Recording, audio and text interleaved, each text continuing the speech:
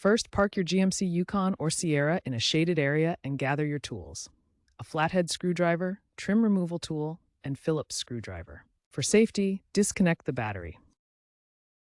Now, gently pry the visor from its mounting bracket using the trim tool to avoid cracking the plastic. If your visor has a vanity light, unclip or unscrew the light housing.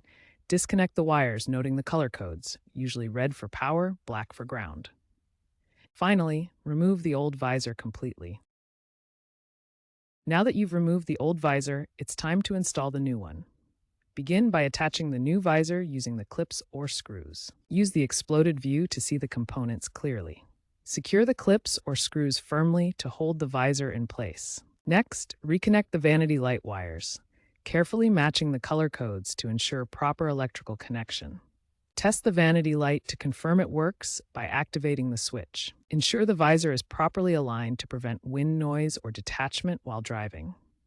Double-check the light activation and hinge smoothness before proceeding. Finally, reconnect the battery terminals securely. You've now successfully replaced your GMC Yukon Sierra sun visor. Remember, using quality parts is crucial to avoid repeat failures.